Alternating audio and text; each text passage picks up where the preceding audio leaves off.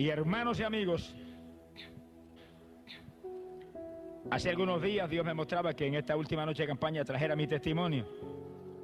Yo creo que hace como 10 años que yo no lo doy. Pero Dios siempre tiene sus propósitos en todo. Y empezando unos cuantos años atrás,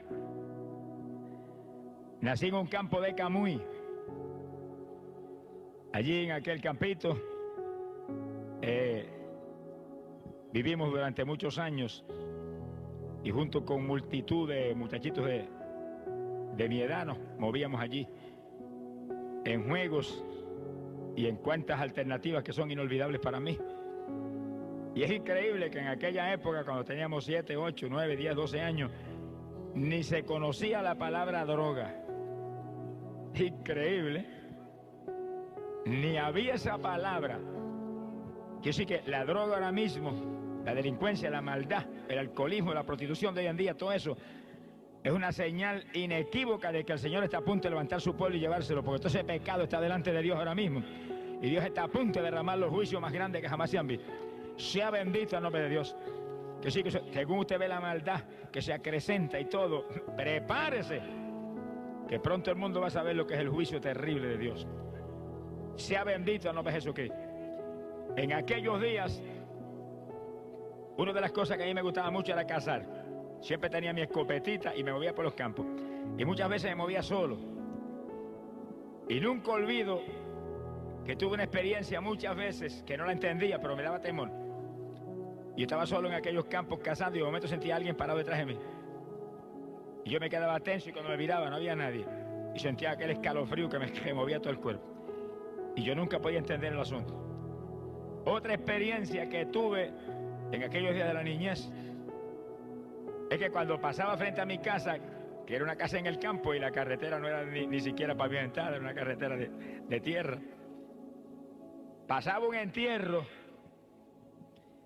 y cargaban a alguien en un ataúd llevando para el cementerio y yo me quedaba mirando aquello, como que me impresionaba, pero siempre sentía una voz interior que me hablaba claro y me decía: a ti nunca te sucederá eso. Y yo me quedaba atónito, me erizaban los cabellos. No voy a explicar eso, los entendidos entienden, y el que tiene oído, oiga, alabado, que sí lo leamos. Alabado sea Dios. Ahora, cuando yo me convertí, pude entender las dos cosas claramente. Pero aquellas criaturas que yo sentía detrás de mí que me asustaban, cuando yo me convertí le pregunté al Señor: Señor, ¿qué era aquello? Nunca olvido cuando yo oraba, cuando el Espíritu me habló claramente, me dijo: ángeles que siempre te cuidaban en esos días de tu niñez. Sea bendito el nombre de Dios. Ahora, en mi hogar, y esto es increíble, pero así es, mis padres los dos eran profesores de escuela y ninguno ni eran convertidos, ni en mi hogar había una Biblia, ni hubo una Biblia nunca. Y yo nunca escuché en mi hogar nada sobre Jesucristo, nada, absolutamente nada. Mi padre lo amaba a todo el mundo mucho, era muy bondadoso con la humanidad y demás, se ocupaban en su profesión, pero nada de Dios. Perdido todo el mundo. Sea bendito el nombre de Jesucristo. Ahora, cuando yo fui creciendo, que mi padre me envió a la universidad, tuve la bendición de que me envió a una universidad evangélica. Esos días era evangélica, yo no sé cómo será ahora. Era el Instituto Politécnico, donde era compulsorio tomar cursos de Biblia para poder graduarse en San Germán.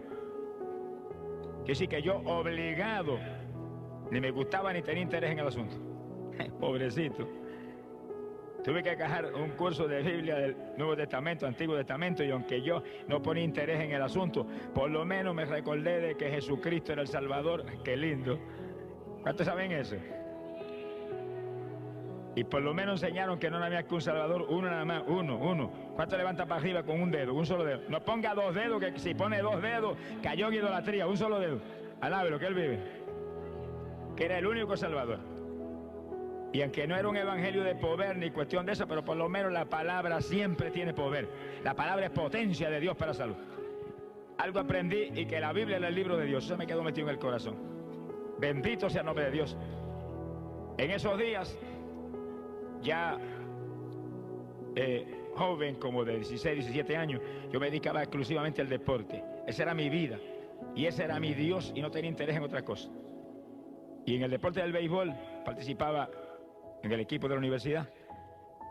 Y en el levantamiento de pesas y la fisicultura eran los deportes que yo me dedicaba todo el año. Y ahí estaba todo el tiempo, anhelando ganar trofeos y anhelando lucirme públicamente y tener fama en ese asunto. Sea bendito el Señor. Pero es verdad que el asunto era lindo, a mí me gustaba tanto. Bueno, tanto me gustó que cuando yo me gradué de la universidad, con especialización en química, especializado en química y en biología, y terminé mi premédica e iba a estudiar medicina, por el deporte dejé la medicina. Mire si me gustaba el asunto, dejé una carrera como esa. Dije, si me meto en eso, mire, amanecerme de noche, ¿cómo voy a poder entonces entrar a la pesa y entrarle al béisbol? Y dejé eso. Y me fui a trabajar y empecé a trabajar de profesor de química en Camuy, en la escuela superior. Ahí tenía tiempo de sobra para dedicarme al béisbol y demás. Tuve 15 años jugando béisbol clase A y AA en Puerto Rico. El último juego AA lo jugué en el 1960. Hace unos cuantos años, hace 27 años ya de eso. Algunos de los que están aquí no habían nacido todavía. Alabe lo que él vive. 1960 jugué mi último juego de béisbol clase AA en Puerto Rico, en Manatí. Un recuerdo inolvidable, de eso hablamos de aquí un ratito. Sea bendito el nombre de Dios. En el levantamiento de pesas yo me moví, fui campeón estatal de levantamiento de pesas, peso medio, años y años. Y gané título de Mister Puerto Rico en una competencia estatal.